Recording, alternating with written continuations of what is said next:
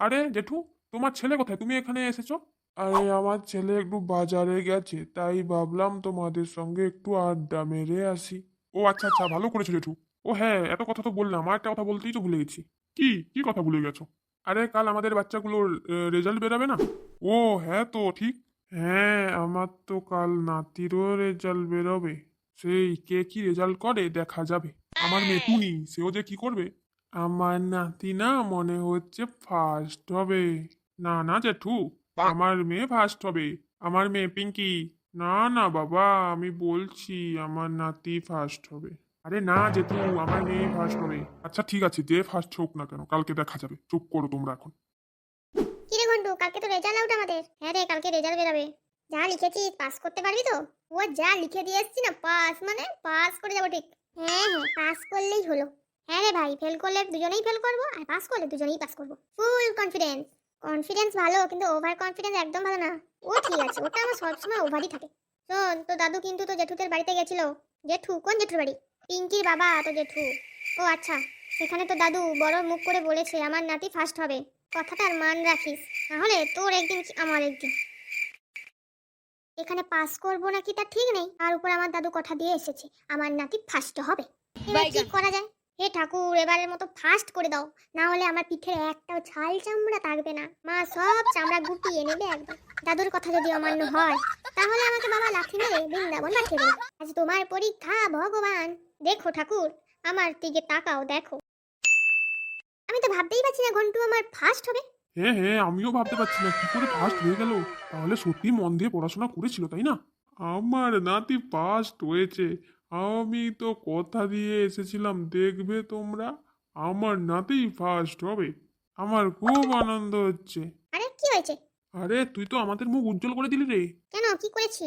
আরে ঘন্টু, তুই ফার্স্ট হয়েছিস। কি? আমি ফার্স্ট? এটা কি করে হলো? আমি কি করে ফার্স্ট হতে পারি? কি কি বলছিস তুই? না না, কিছু না কিছু না। আজকে তো ভালো মন্দ রান্না করব ঘন্টুর পছন্দ মতো। হ্যাঁ হ্যাঁ, বলো বলো, কি কি আনতে হবে সব বাজার করে আনছি। কিরে কোথায় গেলি? তোর মেয়ের রেজাল্ট জানতে এসেছি। পিঙ্কি পাস করেছে না ফেল করেছে? হ্যাঁ বল। তা বলছি পিঙ্কি পাস করেছে না ফেল করেছে, সেটাই জানতে এসেছি। পাস ফেল কি, যে ফার্স্ট হয়েছে রে, ফার্স্ট।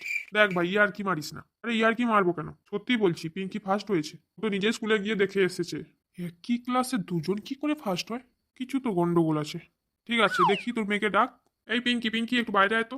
বলো বাবা। তোর যে আজকে রেজাল্ট বেরিয়েছে, তুই ফার্স্ট হয়েছিস না? হ্যাঁ, আমি তো ফার্স্ট হয়েছি। শুনে নিয়েছিস? এটা কি করে সম্ভব হয়? দুজন ফার্স্ট এ তো হতে পারে না। বাড়িটা যাই, দেখছি কি করা যায়। ও আচ্ছা ঠিক আছে, আমি এখন আসি। আরে ঘন্টু, ঘন্টু কি এমন রেজাল্ট করেছে? ও কাকু কাকু, যা শুনতে পেলো না মনে হয়। আরে তোকে যে রেজাল্ট দেখতে পাঠিয়েছিলাম, তুই কেমন রেজাল্ট দেখেছিস রে? হ্যাঁ, ওটাই বলতে আমি এসেছি। ঘন্টু ফার্স্ট হয়নি, পিঙ্কি ফার্স্ট হয়েছে। আমারই দেখা ভুল ছিল।